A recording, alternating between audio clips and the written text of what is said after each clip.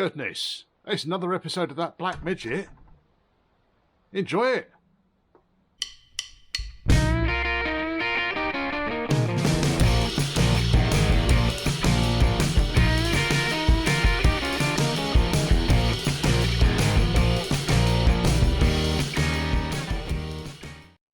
And of course, before you settle down with a nice warm cup of beer, check you're subscribed. If you're not subscribed, please consider it. Don't enough help the channel. Comments down below. Thumbs up, thumbs down if you absolutely must. Fancy contacting me, then it's churchhouseclassics, and that's all one word, at gmail.com. And if you fancy supporting the channel, buy me a pint, then there's a PayPal me link scrolling down here. Enjoy the feature. We need to get a couple of photographs of the outside of it.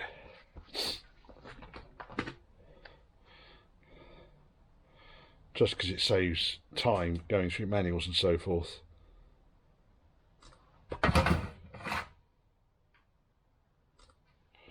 Tag number, so when I go home tonight I've got the tag. That's a 1327R. It's got those dreadful poppets bypasses on, which will be probably coming off, I'll be honest. Right, now let's start with float chamber. Oh, la la la la.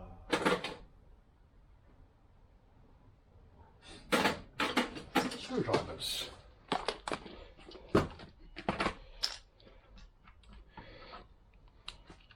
Take dashpot and piston out.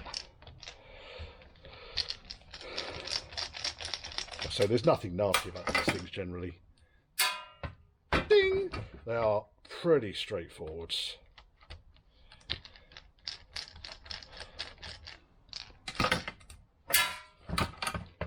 And then the dashpot and piston can come off.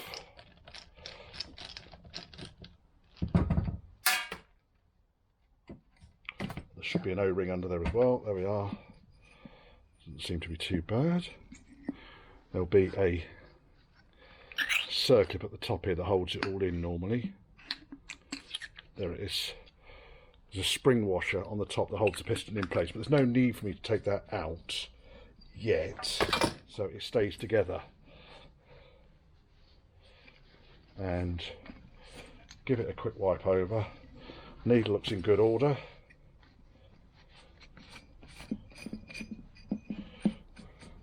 Bit of blowback through the carbs at some point. Nothing serious.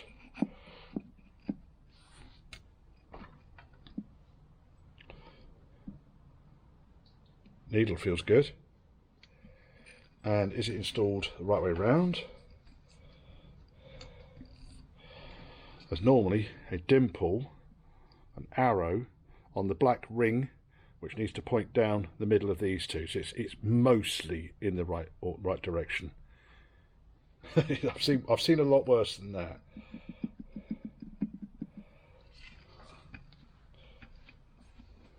That's serviceable. Now, float chamber next. So I can go there. So I want to be careful the needle doesn't get bashed.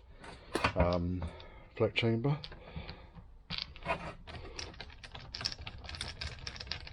Nice panhead screws. The tag. Try and put the tags back on them again because it helps the next person down the line. There's a reasonable chance that there was only one type of carburetor that went on to the 1500 MG Midget, but you don't know because the car was what, 1979, however many years that is. We came in 50 years, aren't we? 47, 48 years. You don't know that the thing is as it originally left the factory. This plunger here, this is for the engine breather. This plastic piece here normally comes off, or should come off. Just try putting a piece of screwdriver in there and lever it off, because that needs to come out of the way in order that I can get the float chamber lid off by the looks of things. And there's the float chamber. And there's the needle, float needle.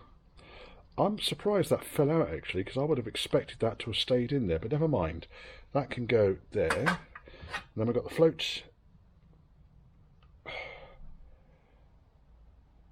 or the float chamber itself, reservoir. It's a bit gummy in there. And then we could take that off by messing around with this nut here. Just tip this crap out of this tray.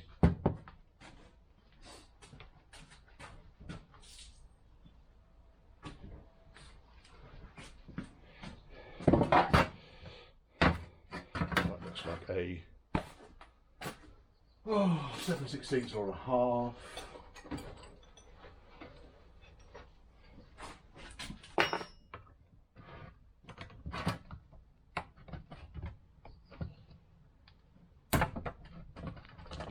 Right, 7/16 it is. And then we'll start to undo that nut. The other thing we need to undo is the pipe that goes to the jets, which looks like it's been apart at some point in the recent past. Yellow band on this one. There we are. There should be O-rings and all sorts of stuff on the end of that, and there isn't. Oh, there's the O-ring. It's inside the end of the float. So now when I undo this bolt here, the bolt stays in the carburetor body, but the float chamber comes away from the side of the carburetor body, and that's the pipe that connects the float chamber to the carburetor body, or to the jet. Dead easy. I mean, these things are so simple in the design. People don't understand them, and they're replacing with fixed jet carburetors.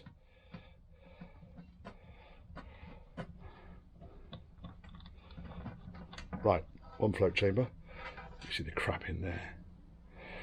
Need a bit of a deep cleanse, that. Right, now, jets itself. So we've got two linkages here. We've got this linkage. That linkage there looks like that just comes off. It does, like that. And then the mechanism, the link that goes onto it, comes down there. And then there's the jet. And then the adjuster. I'm going to leave the adjuster where it is, because I probably don't need to mess around too much with the adjuster. We'll leave it where it is. In fact, what I'll do is I'll re-baseline. I'll make sure the adjuster's moving. Someone's been in here with a drift or something. It's not unusual, folks. It really isn't unusual. People start knocking 7 bells of shit out of these things. The choke on these things, all it does is it operates. In fact, it was that lever that I just took off there, and all the choke will do is to move the jet down. Okay, there's a fast idle component to it, which is governed by the screw there. So that's your fast idle. So as you pull the choke out, it pushes the jet down. Should we do that with the jet in it, which it might make life a bit easier? You can explain it. Choke, cold start, because you see everyone's now getting confused, you see, because I call it a cold start a choke, which is what we call it here in the UK. They'll be saying, oh, but no, the choke is the throttle butterfly. No, that's the throttle butterfly. Right, that's back on.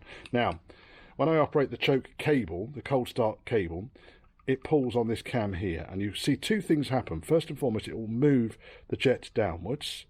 Can you see that? You can. Second thing it does is it very, very, very slightly opens the throttle butterfly using that adjustment there. Okay, so that gives it fast idle and a rich mixture. It's as easy as that. No fucking around. Now, it does mean that this part, the jet, becomes a consumable part, and these do wear out. We'll have a look at it. We'll see what it looks like. The fact that it's got rubber piping on it would suggest to me that we'd probably want to replace it anyway. And then the O-ring I was looking for just now is tucked away in the base of the hole for now. So we'll pop this back in. I've got no idea why I just said for now then. That goes back in there. In fact, let's just forget about the jet. We don't need the jet. We'll just put the nut in because it holds the washer. There's a washer and an O-ring in there. And we should be part of this. Right, there's that and that and that. Then we've got the mechanism on the side of the carburetor body here. We probably don't need to do too much with the cold start mechanism because, as you've seen, it's entirely mechanical lever process on the outside. But I do want to take the throttle butterfly out, primarily to see what the wear on the shaft is like, but also you'll find that there'll be bushing in each end here, which we'll need to be sure is behaving itself. Now that's all got caught up there. Oh, for fuck's sake, Richard. It's because I'm doing three things at the same time. Right, I don't think I can get that out. That's peened in. Right, okay, I'm going to leave that there like that. I'm going to take this out. Now, disc out first. Normally, these two screws will have little tangs on the other side of them, so you don't thread lock them in. You put the screw in, and then you open up the little tangs on the far side.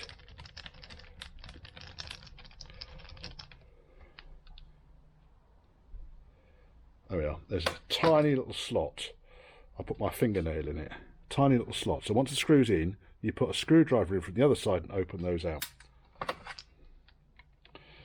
With the disc out, I should then be able to see how much wear we've got in the throttle shaft and bushing.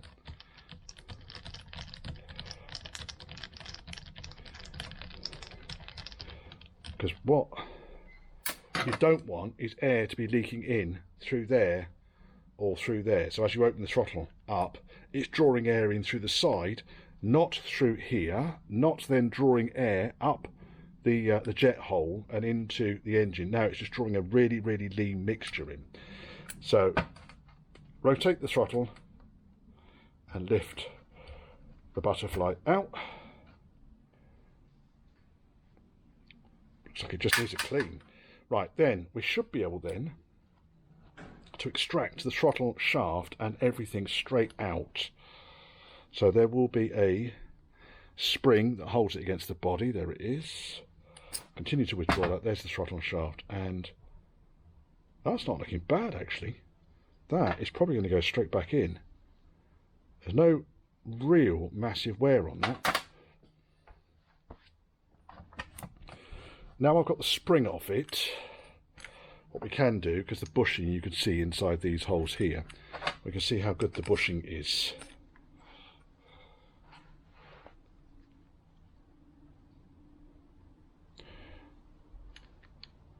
There ain't nothing wrong with that. These are literally just going to need a damn good clean and a reassembly and a reset-up. So really it's going to be a gasket set and probably another jet, because like I say, these things are consumable, and it's the plastic pipe on there that is the bit that I'd worry about. That's the bit that is going to fail if it needs to. It's not full of crap. And then when it's all in the carburetor, that's what the meter needle sits inside the jet, and as the dashpot goes up and down for now, you can see how, because that's tapered and that's fixed, how more fuel comes out of the jet the higher the needle is. Right, I'm going to crack on with cleaning all this shit up, and then once we're all clean, I will be able to reassemble. We're not going for a concourse look here, we're going for a tidy look. So we don't need to have these things looking like they've been fully rebuilt. Tell you one thing that does work quite nicely with this. I've got it in here. I have some very fine steel wool. It's really good at cleaning the outside, all of the oil residue off the outside of the car body. Just be sure that you blow all of the strands of steel wool out of the way before it all goes back together again. But this stuff is like a super fine steel wool. And don't paint carburetors, folks. I've seen it before. People just paint a bloody carburetor with hammerite and a 6-inch brush, and quite why you would do that I honestly couldn't say. Now I'm probably going to need to put some carb cleaner in there and let that soak in for a little bit. Hey, rebuild kit's arrived. Excellent. Right, get these carbs back together again, then I can get them on the manifold, which has, we'll wander over past the completely greyed out horrible sky because it's November now. Inlet manifold's on, all done up nicely. New gasket in there. I took all the studs out, new nuts, looking most pleasant. There we are, we can see it now. I still need to put the downpipe bolts in. That'll be the job I do before I put the carbs on. The challenge I've got, because there's always a flipping challenge, isn't there? Right, the challenge is that the heat shield has got gaskets which have been glued onto it. A number of gaskets that have been glued onto it. And they really need to come off, but the problem is they're not coming off. They're not playing nicely. There it is, new wax stat jet. Left the original needle in there, left the original dashpot in there. New float chamber needle valve, which I've tested works fine. New gaskets. Didn't really need to change an awful lot else. Soldered the after overrun, fucking nasty, shitty bastard. Soldered the poppet up on the butterfly, because they're always a flipping nightmare, and this particular kit didn't come with other butterflies, so that's done that. Now this carb is ready to go back on once I've sorted out that heat shield. There we are, carbs are back on. Loosely fitted the bracket for the air filter, and I thought I'll get the air filter back plate on and secure that. Obviously I need the air filter element out of the way in order to tune the carburetors up. And then, well, there's a couple of things. The choke cold start mechanism might need another cable. The other thing I observed when I was pulling the air filter apart, which is just here, check it out.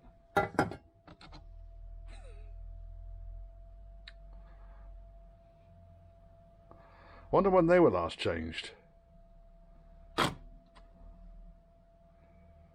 Made in England, AC type PC119AC. Yeah, that was a bit clearer. Patents applied for, eh? I'm rather hoping that's a new old stock rather than an original old stock. That's horrific. Yeah. Might get you a new pair of new air filters. Might help there. Right, a shitload of heat later, we've got this thing to turn. I'm not touching it with my hands because that is going to be very warm indeed. And this plunger probably will come out now. There it comes. Look at that. And I think I can already even see the O-ring on it. Oh, might have to do two-handed on this. Yes, there is no ring on it. Look at that. So that would have leaked. I'm going to let this lot cool down, give it a damn good clean up, fit a new O-ring, put it back in again. And I think we can have that done. Oh, look, there's a spring at the bottom as well. I don't want to lose that. Right, let's see if we can't grip this, take it off. Right, spring. And the plunger. So it did come apart. I'll have that working again.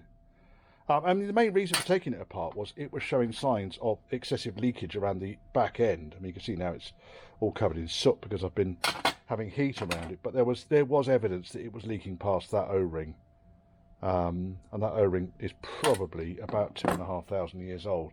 So I will get that changed. Oh, the challenges we face. Right, so I've come in here to bleed the brakes on the Midget. And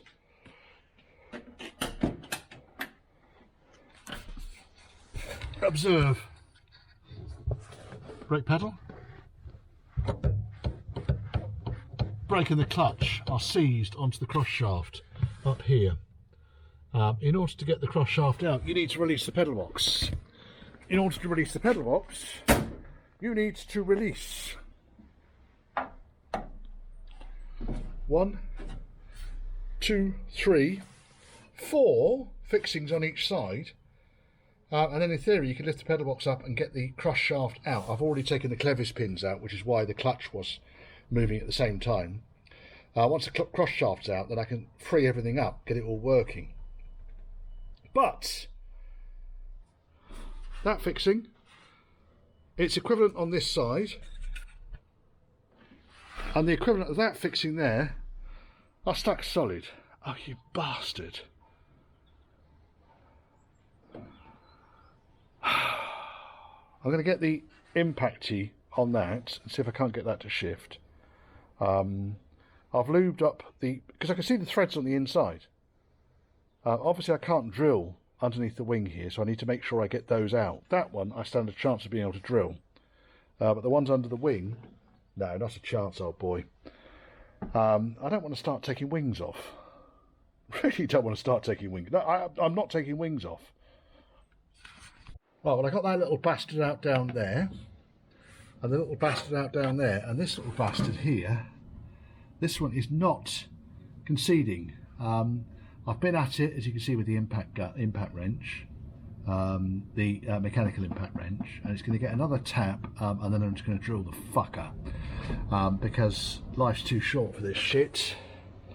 With the pedal box out, it does give me an opportunity to tidy up the rest of this bulkhead up here. You can see I did paint some of it. It's while I had the grubby brush out, and it did help. Right, okay, so your services are required. Sometimes violence is needed.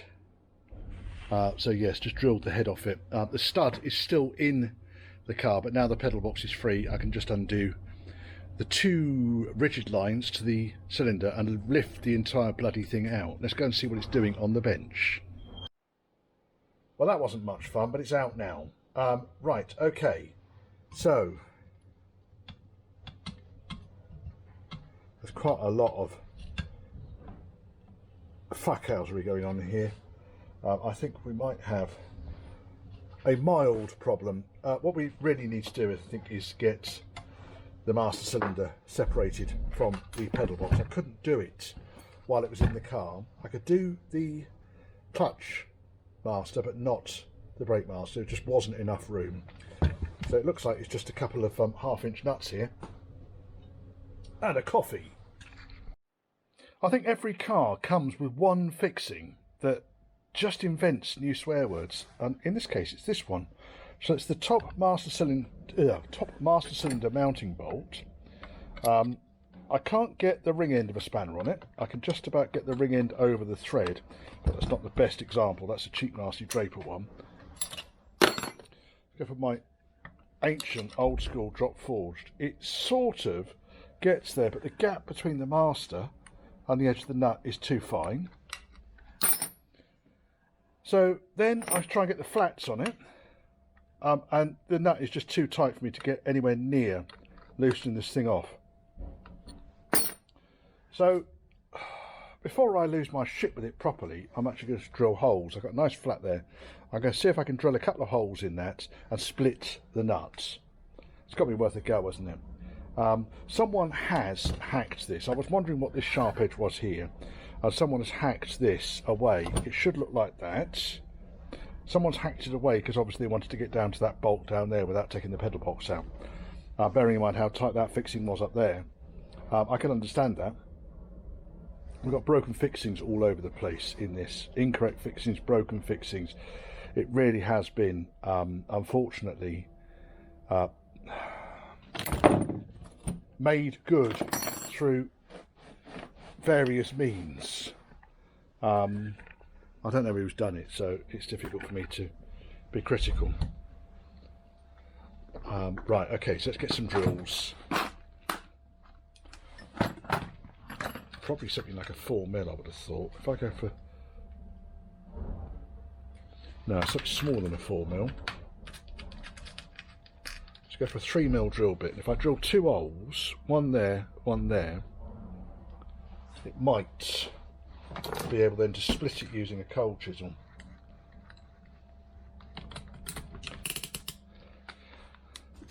But I mean, how futile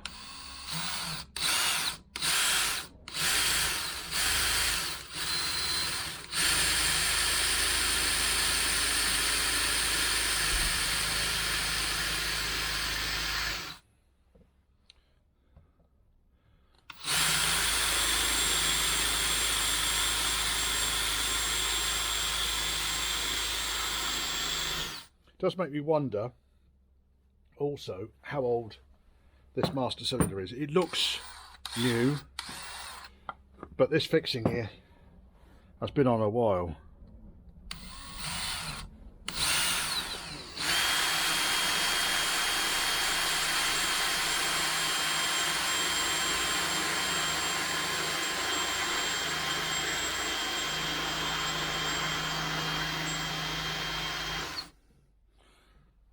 More or less there. Right, let's drill one of them out to 4mm and give it a tap, see what happens. Nothing to lose really.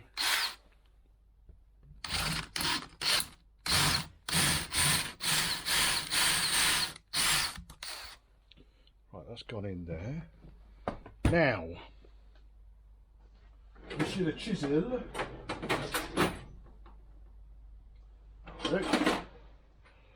I can go on there. I can go on there. Yeah, I split it. Almost split my fucking hand too. Now you see the tension's released off the nut, so I can now wind it using the flats. What a pain in the arse. Why would you create this thing and just give absolutely no access whatsoever to get in here? Does make you wonder, doesn't it?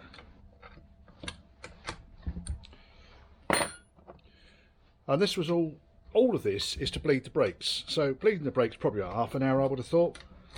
And we're an hour and a half in on this now. Because I just hadn't anticipated the joy that is the pedal shaft. It looks like a standard UNF bolt, which is good. Now, what I do need to do is to work out whether that cut over there has weakened the pedal box. Might need to either weld a piece of steel back in there or see if I can find another one.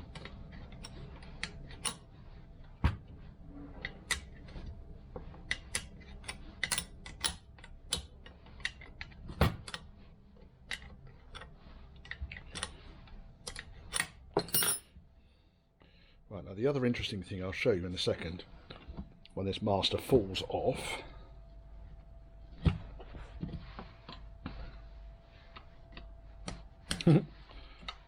Nuts decided it didn't want to go any further.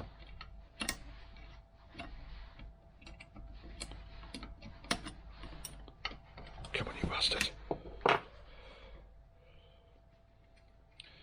there's the nut. One split nut.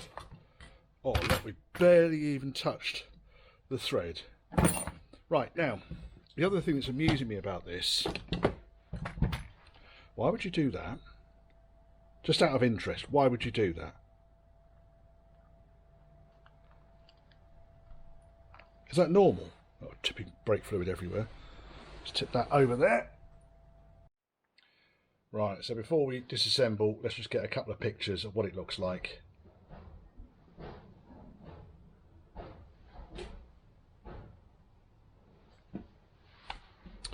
And then undo this nut here, I reckon. Looks like it'll be about 16mm, 5/8. It is. Oh, no, it's not.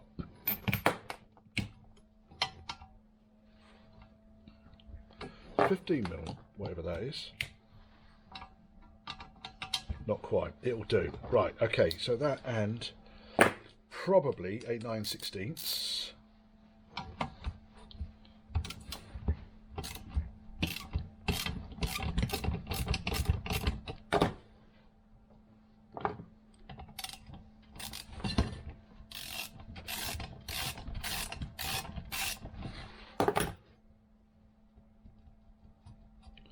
We might be on a hiding to nothing here, because also the amount of play I can feel in the actual hole.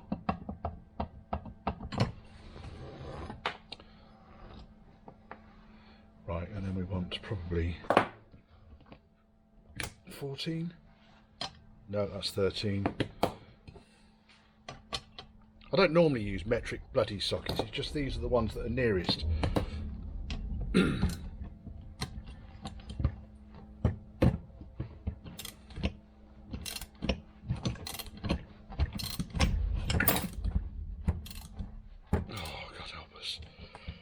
This is going to be a struggle, I think.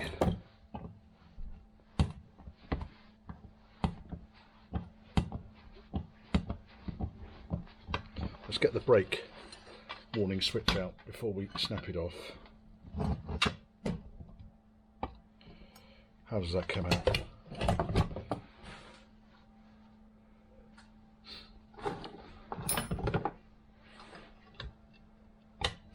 Seven sixteenths. No.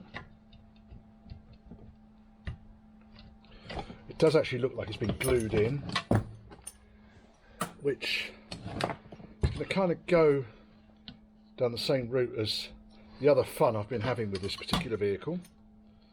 There's a boss on the inside there. I don't think this brake light switch was ever fucking doing anything. Let's pop that there. Now, what I really want to do is get this shaft out, don't I? Again, we might be using a bit of heat on this. I could try the Dugger gun on that fixing there.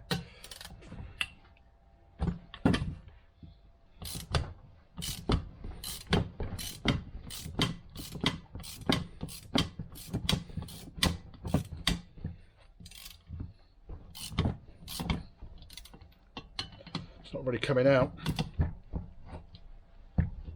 And the pedals are still locked together. So just WD-40, folks. I'm afraid I can't find the penetrating fluid.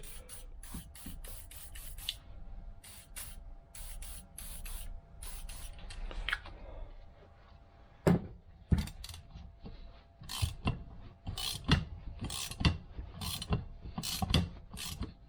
amount of rust is coming out of this thing.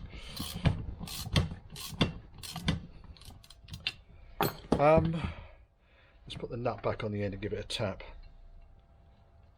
The nut is replaceable, the bolt less so, but I suspect we're going to find this whole thing is scrap anyway. It's been cut, it's been manipulated, it's been manhandled, it's been fucked around with, and now I've got hold of it.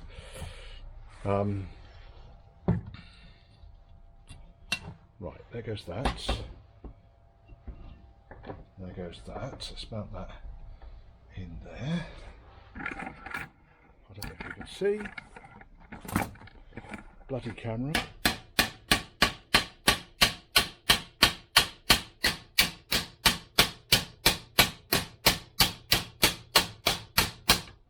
Oh, it has moved. It moved a fair amount. Ugh.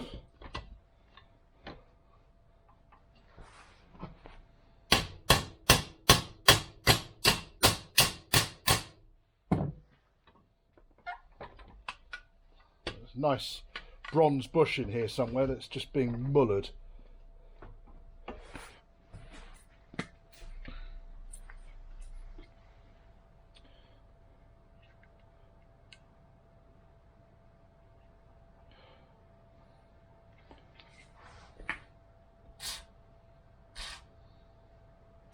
There's rust coming off there. That's not helpful, is it?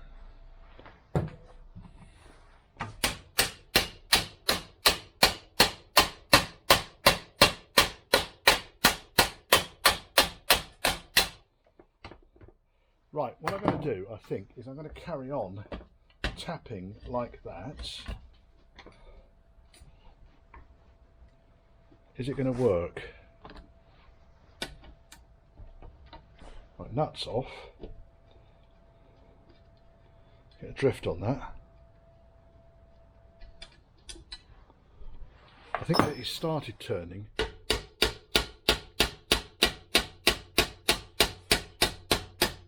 Probably encouraging. Right, drifty, drifty, drifty, drifty, drifty, drift, drifty, drift. No drift.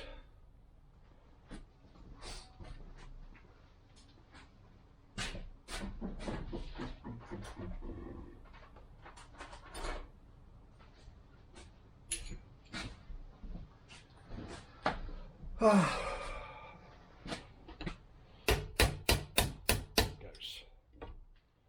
Right, I'm going to hold this here.